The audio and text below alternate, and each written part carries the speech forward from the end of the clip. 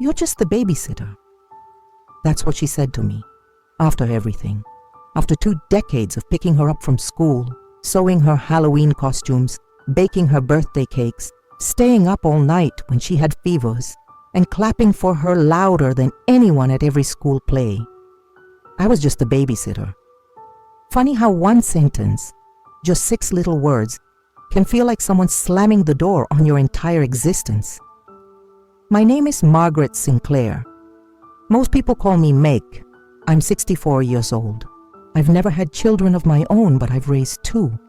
Not because I had to, but because I believed in family, in loyalty, in love that shows up every single day. This is the story of how that love was thrown back in my face, how I walked away, without screaming, without slamming doors, and let them learn the cost of what they took for granted, and how, in that silence, I found a justice far louder than any revenge. I was never supposed to be a mother. That wasn't regret, it was just truth. I had dreams once, like anyone. Travel, art school, a quiet apartment with big windows and the smell of old books. But life has its own way of deciding things. I was 23 when my sister Diana showed up on my doorstep, shaking, clutching a plastic bag and a pregnancy test. She was 19. Our parents had passed just 2 years earlier. It was just us now. She cried in my arms for an hour, and when she finally looked up at me with those bloodshot eyes and whispered, "I don't know what to do," I told her, "You're not doing it alone." That was the moment everything changed. I found a job with steadier hours. I sold the car I loved and bought a used one with a bigger back seat. We moved in together. I helped with rent, took parenting classes at night, read every book I could find about colic and sleep schedules. When Chloe was born, I held her before her own father did. Diana was young and terrified and beautiful in a way that only new mothers can be, tired and glowing and already stretched too thin. So I stepped in. Diaper changes, midnight feedings, doctor visits. I was there, not because I had to be, but because I wanted her to feel like she wasn't broken. People said, "You're such a good aunt."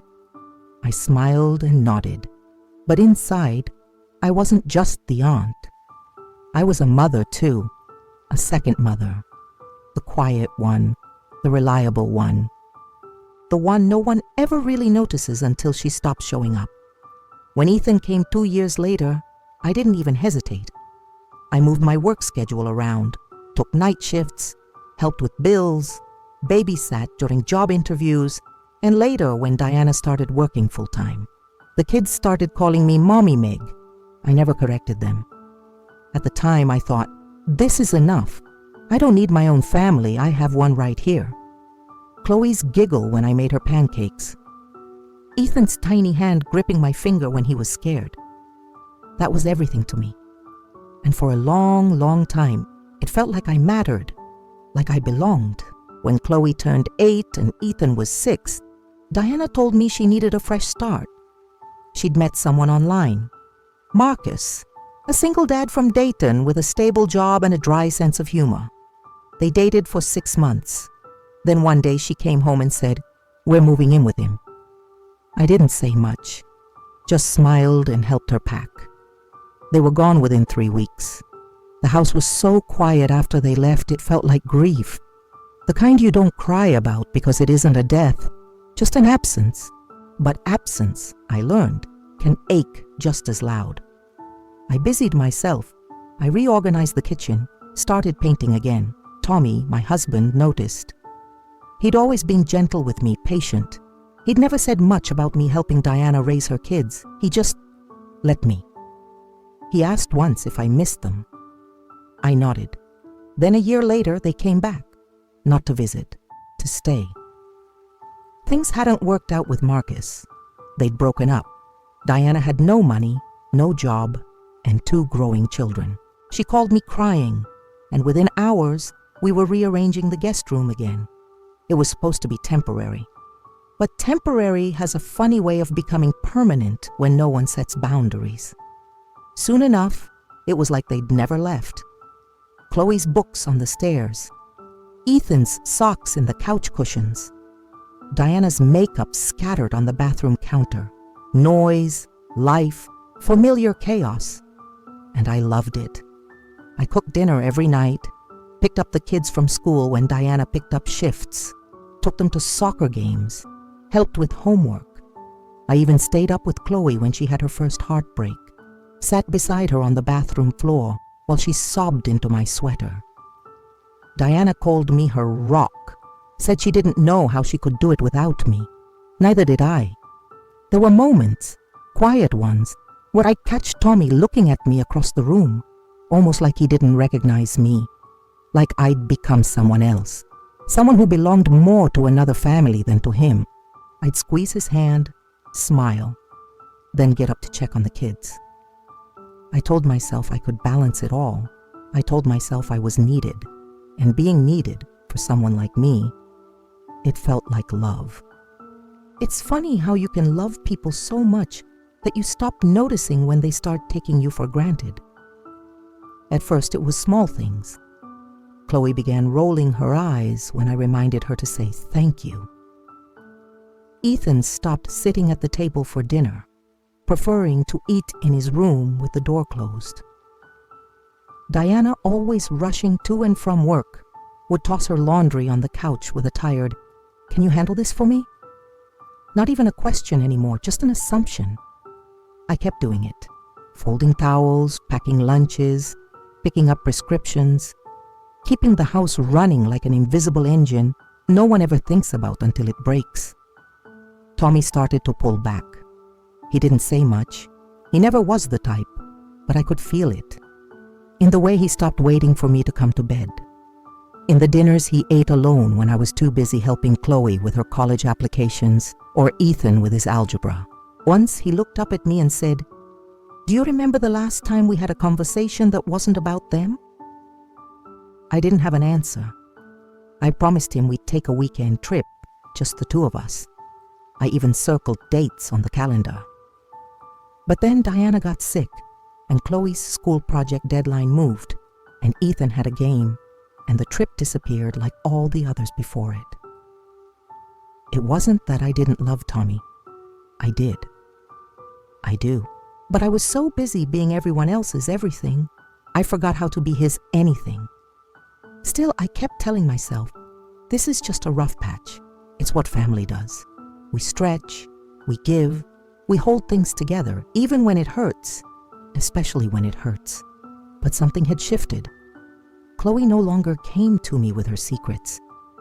Ethan barely looked up from his phone when I entered the room. Diana stopped saying, "Thank you." They still needed me, but only in the way you need your keys or your charger, silently, without appreciation, without noticing when it's gone. And still, I held on. Because I believed that love, real love, isn't loud or dramatic. It's showing up. It's staying, even when no one claps for you. It was Chloe's high school graduation. The sun was too bright that morning, and I remember squinting through it as I tied the last ribbon on the dessert table. I had planned everything, rented the chairs, ordered the food, strung up photos from every year of her life, from the moment I first held her in the hospital to her awkward braces phase to her prom night. I had made her favorite cake from scratch, lemon poppy seed with vanilla bean frosting, because that's what I do. I remember standing in the kitchen the night before, my feet aching, my back tight, but my heart full. This was love. This was what it all led to. The party started around 2 p.m. Dozens of people filled our backyard, laughing, snapping photos. Chloe looked beautiful, hair curled, gold sash over her dress, that wide smile she always saved for special occasions. Diana introduced me to her co-workers as the aunt who basically raised her. Marcus nodded in my direction, but barely said a word. Ethan stayed glued to his phone. Still, I told myself, this is a celebration. Just be proud. Then came the speech. Chloe climbed on a makeshift platform in front of everyone.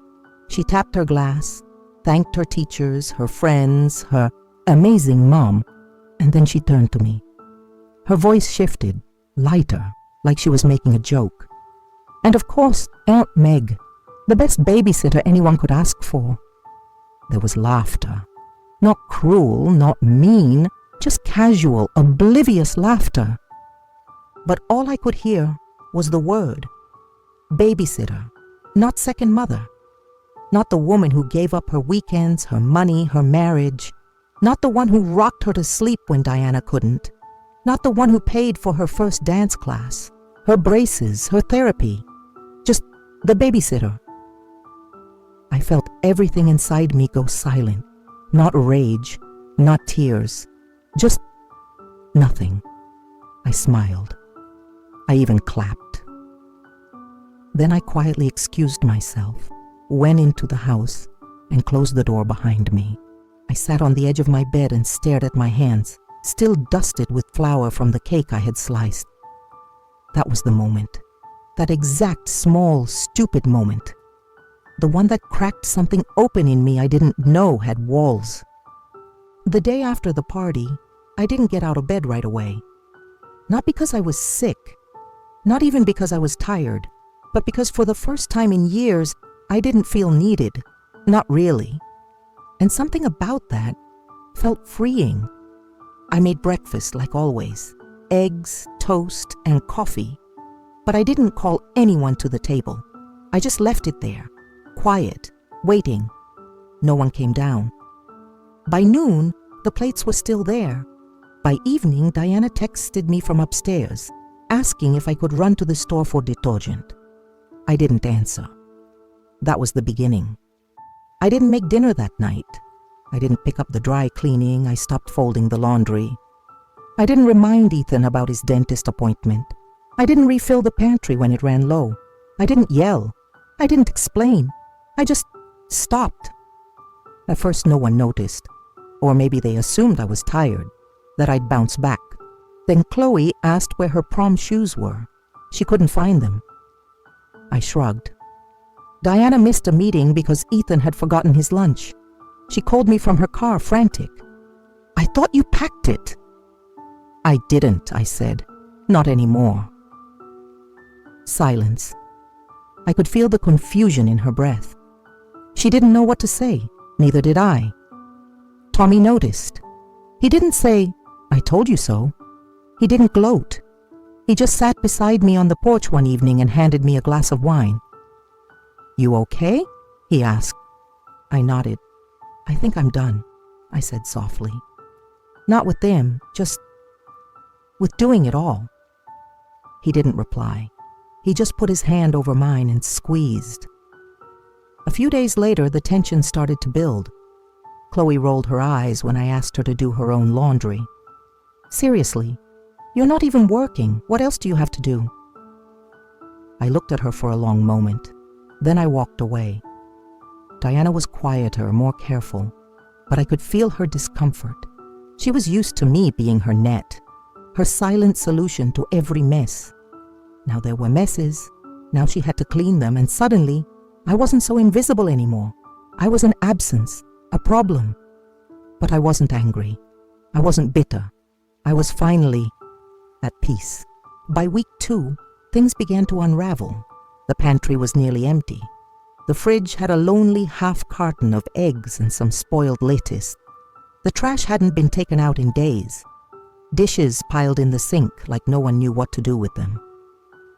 One afternoon, I heard Diana arguing with Ethan in the hallway.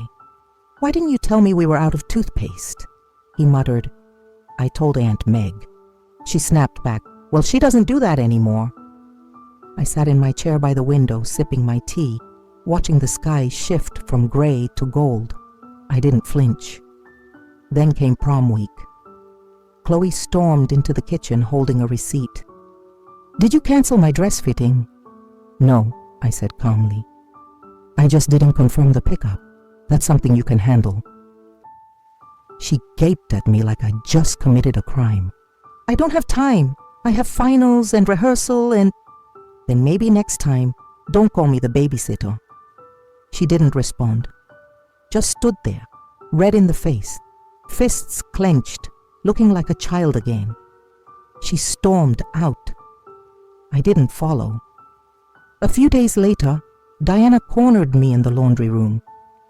"I know you're upset," she said, "but you can't just abandon us." I folded a towel slowly, carefully. "I didn't abandon you. I stopped volunteering." She blinked. That landed harder than she expected. "I've given you 20 years, Di. No pay, no thanks, just service. I'm not angry. I'm just tired." She looked at me like she didn't recognize me. Because she didn't. She only knew the version of me who cleaned up after everyone, who said yes, who never made noise.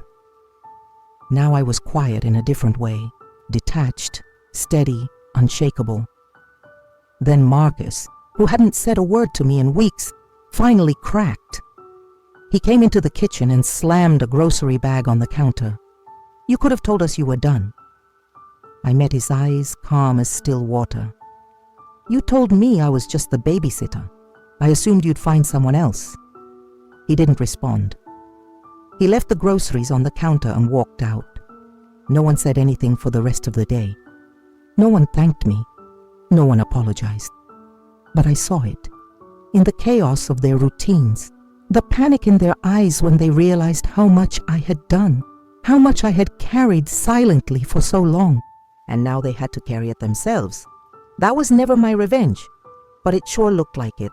It happened on a Thursday evening. The house smelled like burnt toast and leftover tension. Chloe had slammed the door hours earlier after another silent dinner. Diana had been pacing the hallway, and Ethan stayed locked in his room with his headphones on. I was sitting at the kitchen table, folding napkins out of habit, some part of me still moving through old routines, even as the heart of me had stopped serving. That's when Diana walked in. Her face was tight, her hands shaking slightly as she set down a stack of unpaid bills in front of me. "I'm behind on the electric," she said, "and rent, and Chloe's fees, and Ethan's books. I can't do this alone, Meg." I looked down at the stack, all familiar names, all things I used to cover, quietly without being asked. "You're not alone," I said. "You have your children, your home, Marcus." She scoffed. "Marcus is useless, you know that." I stayed silent. She stared at me for a long moment. "I didn't mean what Chloe said," she whispered. "But you didn't correct her either," I replied. Her face fell. Then, like a dam breaking, she exploded. "You're punishing us. You're doing this on purpose, to prove some point." I stood up slowly. "I'm not punishing you. I'm giving you exactly what you asked for. Space, independence, responsibility." Her voice cracked, rising. "You abandoned your family." I let that hang in the air. Then, without raising my voice, I said, "No, you just stopped recognizing me as part of it." That silence, that heavy, shattering silence, was louder than anything she could have screamed. Chloe came in just then, holding her phone, ready to argue about something small and stupid, but froze when she saw our faces. Diana turned to her. "Tell her what you said at the party." Chloe blinked. "What?" "Tell her." Chloe looked at me, then away. "I didn't mean it like that." I waited. She swallowed. "I was trying to be funny. I didn't think—" I nodded.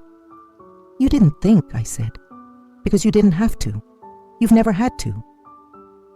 She looked like she might cry, but I didn't comfort her.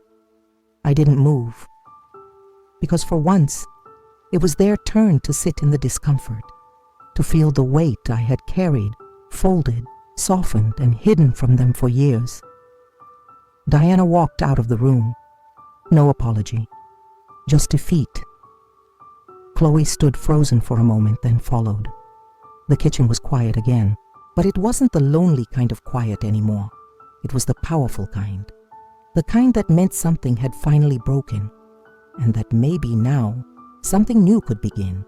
The days after the confrontation were quiet but heavy. No one left notes on the fridge. No one asked for help. No one offered it either. Chloe avoided me. Diana was polite, robotic. Ethan tiptoed around the house like he was trying not to wake a sleeping giant. And Marcus, he disappeared into late shifts and longer silences. I kept moving, but on my terms now. I watered my plants in the morning, took long walks with Tommy in the evenings. I started journaling again, something I hadn't done since my 20s. One page turned into 10. I wrote about all the things I had swallowed year after year, the quiet humiliations, the overlooked kindnesses, the aching in my chest I'd mistaken for loyalty. Tommy noticed the change first. "You're standing taller," he said one morning as we drank coffee on the porch. I smiled. Maybe I'm finally growing back. He reached over and tucked a piece of hair behind my ear. "You've always been here. They just never saw it." We started having conversations again, not about Chloe or Diana or unpaid bills, about music, about old movies, about what we wanted to do now that we had time. I didn't realize how much of myself I had buried in service to others. It's easy to lose your shape when you spend decades molding yourself around everyone else's needs. I mourned that woman, not because she was weak, but because she was so strong and never realized it. She held families together, paid debts she didn't owe, loved people who loved convenience more than commitment, and still she gave. That version of me deserved a eulogy, so I gave her one in my journal. "You tried. You gave everything. And when they told you it wasn't enough, you quietly walked away, not to punish, but to preserve yourself. You didn't fail. They just didn't know what they had." That night, I sat outside with a blanket, listening to the wind rustle through the trees. I didn't feel empty. I felt still. There was grief in the quiet, yes, but also power. Because in the silence, I found the one thing I had lost somewhere along the way. Myself. It was a week before Chloe's prom when she came to me. I was in the living room stitching a button back onto one of Tommy's old jackets, music playing softly in the background, one of those old jazz records he loved. She didn't knock, just stood in the doorway, holding a small photo album. "I printed some pictures," she said. I looked up. Her voice was soft, her eyes tired, not with anger, but with something more unfamiliar to her, humility. She sat beside me on the couch and opened the album. Prom dress fittings, a snapshot in front of the mirror, friends laughing under a canopy of string lights, then one of her alone, standing in our backyard, the same place where she had said those words, "Just the babysitter." "I thought you'd want to see," she said. I turned a page. There were pictures of her in her cap and gown, her smiling, hugging Diana, holding her diploma, but none with me. I didn't ask why. She spoke again, this time without looking at me. "I didn't know how much you did. Not really. I thought you just liked it, like it was your thing." I kept my eyes on the photos. "It was never my thing," I said. "It was you, all of you." She nodded. Silence stretched between us like a fragile thread. Then she whispered, "If you were really like a mom to me, I'd want you in the front row when I graduate college." That landed heavier than she thought it would. I closed the album. Then very quietly I said, "Then earn it." She blinked, startled. "No more shortcuts. No more half-hearted thank yous. If you want me there, not just sitting but being there, then you'll have to show me that I'm not just a backup plan, that I was never just the babysitter." She nodded, slowly, no tears, just understanding, and she left the album with me. She didn't hug me. I didn't offer it, because something had shifted. She was starting to see the gap between convenience and care. between obligation and love. And for the first time, she seemed willing to cross it. But not with grand gestures, with quiet, earned effort, the kind I had given for 20 years, and the kind I now expected in return. Years have passed since that day. Chloe graduated college last spring. She sent the invitation in the mail, handwritten with a note that said, "Front row, if you're willing." I didn't respond right away. I waited. I let her sit with the possibility that I might not come. That love, once taken for granted, doesn't just reappear with good intentions. She followed up a week later, a letter this time. No excuses, no guilt, just a confession. "You were never the babysitter. You were the only one who showed up when no one else did. I'm sorry it took me this long to see it." I went to her graduation, but I didn't sit in the front row. I chose a seat in the second row by the aisle. She saw me. Her eyes filled, and that was enough. Diana sends texts now. Not about errands or bills, just to say, "Thinking of you." Sometimes with an old photo attached. Sometimes just a sunflower emoji. It's awkward, stiff, but it's effort. And Marcus? He avoids me at birthdays, holidays. He hovers near the drinks table, never meeting my eyes. I'm okay with that, because I know what I did. I know what I stopped doing, and I know what it taught them. This wasn't revenge, not in the way people imagine it. There were no slammed doors, no shouting matches, no bitter ultimatums, just a shift, a quiet closing of a door they always assumed would stay open.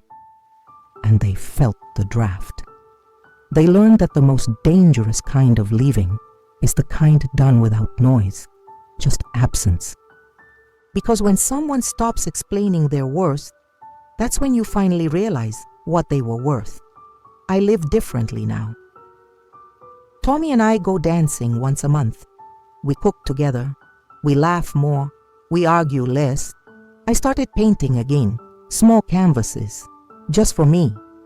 The house is quieter, but it's mine, and I no longer measure my value in how much I give away. I still love them, but I love myself too. And that's the loudest justice of all.